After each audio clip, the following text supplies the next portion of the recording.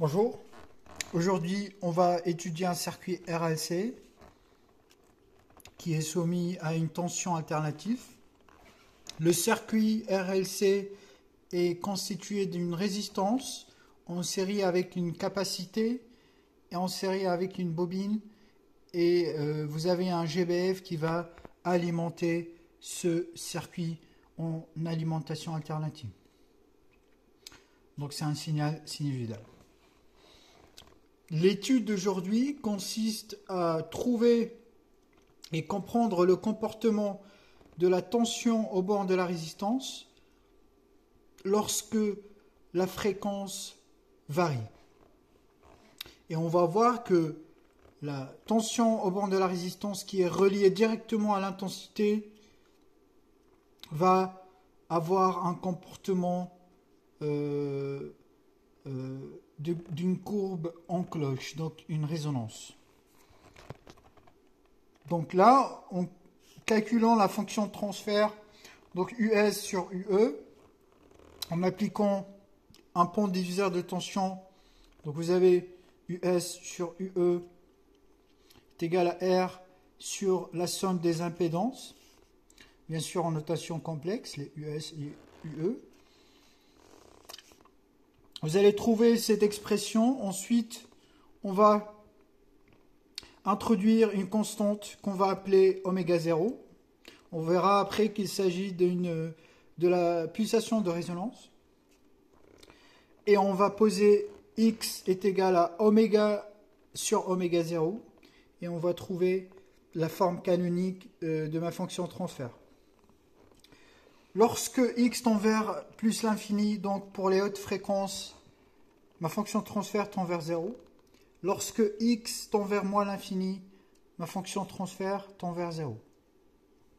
Donc il s'agit bien d'un passe-bande. On a calculé la fréquence de résonance, oméga 0, F0, qui est reliée à oméga 0 par cette formule. Alors d'ailleurs là, il y a une petite erreur, c'est que oméga 0 est égal à racine de 1 sur racine de LC.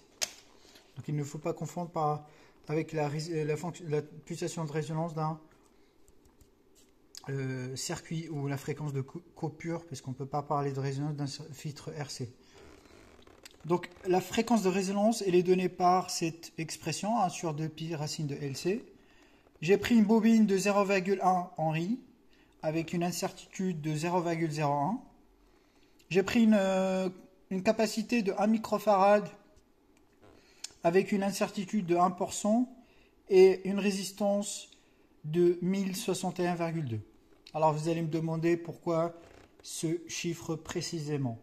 Alors, j'ai pris une résistance de 1000 ohms, j'ai rajouté la résistance de sortie de mon GBF qui est donnée par 50 ohms, plus la résistance interne de ma bobine. Le montage est le suivant.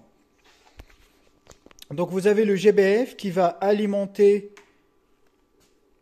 mon circuit RLC. Donc là, le GF, je le relie à la bobine. Donc la bobine, il est à une valeur de 0,1 Henry. Ensuite, je pars vers le condensateur et je ressors vers la résistance. La résistance doit être en dernier pour ne pas tomber dans un problème de masse. La masse de ce montage doit être la même pour tous les composants. Et bien sûr, j'ai un oscilloscope qui va visualiser les tensions. Donc la tension en jaune, donc la voie 1, il est relié à la tension d'entrée du GBF. Et la tension jaune verte, donc la voie 2, visualise la tension au bord de la résistance, donc l'intensité. Donc, on va essayer d'augmenter la fréquence et voir ce qui se passe. Donc là, je suis à 1 kHz. Donc là, je suis à 1 kHz. Donc je vais essayer d'augmenter la fréquence et voir. Donc je vais explorer un peu les fréquences et voir la variation. Donc vous voyez que là, je suis en même calibre. On voit que l'amplitude maximale de mon tension de sortie diminue. lorsque la fréquence est haute, donc je suis là à 9 kHz. Quand je diminue la fréquence, je passe par... Donc je passe par... Donc là, je prends les basses fréquences. Donc là, je suis à basse fréquence. Je suis à 30 Hz. Et on voit que l'amplitude de mon signal de sortie chute. Donc là, lorsque j'augmente la fréquence, on voit que... Donc là, regardez, on voit que la tension de sortie passe par un maximum. Et ensuite... chute. Donc on va chercher la fréquence de résonance. La méthode la plus simple, c'est de se mettre en mode XY pour avoir une courbe de Lissajous. Donc c'est une ellipse. Donc là on trace la fonction de sortie en fonction de la tension d'entrée. Et lorsque je modifiais la fréquence, donc lorsque je modifiais la fréquence, on va voir que mon ellipse se réduit en un segment. Et lorsqu'il se réduit en un segment, en une droite de pente positive, je suis à la résonance. Donc là, je suis à la résonance. Donc là, il s'agit bien de la résonance. Et je suis à une fréquence de à peu près...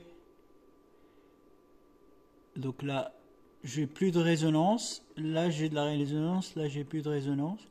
Donc, j'ai essayé de chercher exactement. Donc, je suis à peu près à 470 kHz.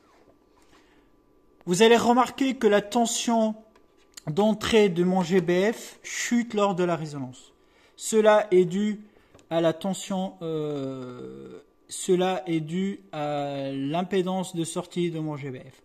Donc là, dans ce cas-là, pour éviter ce problème, on peut intercaler un amplificateur opérationnel en mode suiveur devant mon GBF pour stabiliser la tension d'entrée. Dans ce montage, je ne l'ai pas fait, mais on va considérer que la tension fournie par le GF reste constante.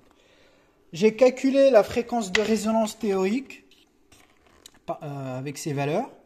Et j'ai trouvé une fréquence théorique de 503,5 Hz, qui n'est pas loin de cette fréquence. Donc je suis à 0,47 kHz, ce qui est donc